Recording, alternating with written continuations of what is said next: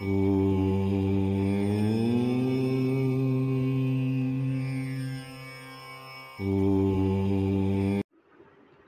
संहिता के द्वितीय खंड के 23वें अध्याय में शिव द्वारा ज्ञान और मोक्ष का वर्णन सुनेंगे। ब्रह्मा जी बोले, हे महर्षि नारद, भगवान शिव और सती के हिमालय से वापस आने के पश्चात वे पुनः पहले की तरह कैलाश पर्वत पर अपना निवास करने लगे। एक दिन देवी सती ने भगवान शिव को भक्तिभाव से नमस्कार किया और कहने लगी, हे देवादिदेव महादेव कल्याण सागर, आप सभी की रक्षा करते हैं। हे भगवान, मुझ पर भी अपनी कृपा दृष्टि कीजिए।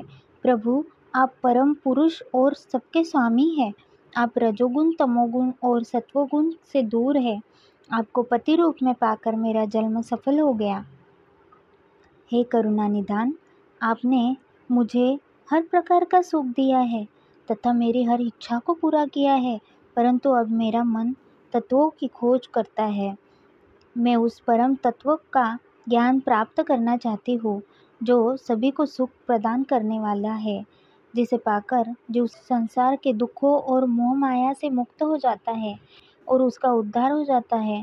प्रभु, मुझ पर कृपा कर आप मेरा ज्ञानवर्धन की करें। ब्रह्मा जी बोले, मुने, इस प्रकार आदिशक्ति देवी सती ने जीवों के उद्धार के लिए भगवान शिव से प्रश्न किया। उस प्रश्न को सुनकर महान योगी सबके स्वामी भगवान शिव प्रसन्नतापूर्वक बोले, हे देवी, हे दक्ष नंदिनी, मैं तुम्हें उस अमृतमयी कथा को सुनाता हूँ जिसे सुनकर मनुष्य संसार के बंधनों से मुक्त हो जाता है। यही वह परम तत्व विज्ञान है जिसके उदय होने से मेरा ब्रह्म स्वरूप है। ज्ञान प्राप्त करने पर उस विज्ञानी पुरुष की बुद्धि शुद्ध हो जाती है।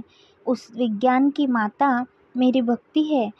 यह भोग और मोक्ष रूप को प्रदान करती है। भक्ति और ज्ञान सदा सुख प्रदान करता है। भक्ति के बिना ज्ञान और ज्ञान के बिना भक्ति की प्राप्ति नहीं होती है। हे देवी, मैं सदा अपने भक्तों के अधीन हूँ।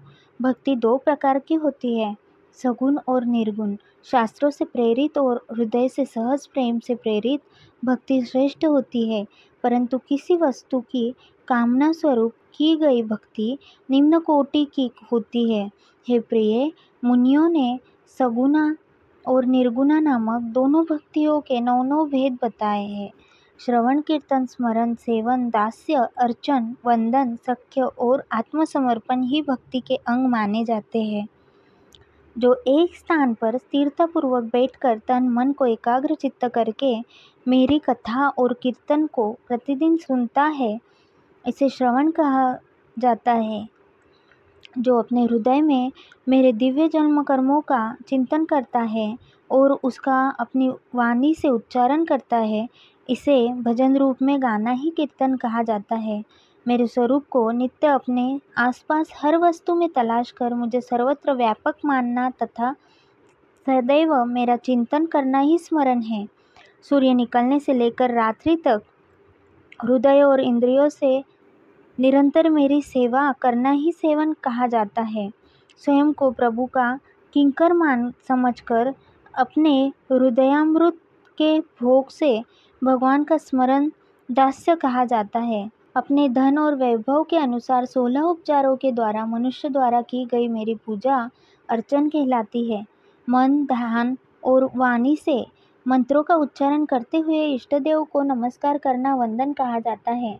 ईश्वर द्वारा किए गए फैसले को अपना हित समझकर उसे सदैव मंगल मानना ही सख्य है। मनुष्य के पास जो भी वस्तु है वह भगवान की प्रसन्नता के लिए उनके चरणों में अर्पण कर उन्हें समर्पित कर देना ही आत्मसमर्पण कहलाता है। भक्ति के यह 9 अंग भोग और मोक्ष प्रदान करने वाले हैं। ये सभी ज्ञान के साधन मुझे प्रिय है। मेरी सांगोपांग भक्ति ज्ञान और वैराग्य को जन्म देती है। इससे सभी अभिष्ट फलों की प्राप्ति होती है। मुझे मेरे भक्त बहुत प्यारे हैं। तीनों लोकों और चारों युगों में भक्ति के समान दूसरा कोई भी सुखदायक मार्ग नहीं है। कलयुग में जब ज्ञान और वैराग्य का ह्रास हो जाएगा, तब भी भक्ति ही शुभ फल प्रदान करने वाली होगी। मैं सदा ही अपने भक्तों के वश में रहता हूँ।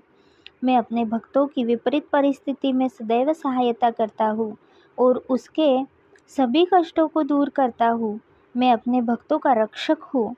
ब्रह्मा जी बोले, नारद, देवी सती को भक्त और भक्ति का महत्व सुनकर बहुत प्रसन्नता हुई। उन्होंने भगवान शिव को प्रणाम किया और पुनः शास्त्रों के बारे में पूछा।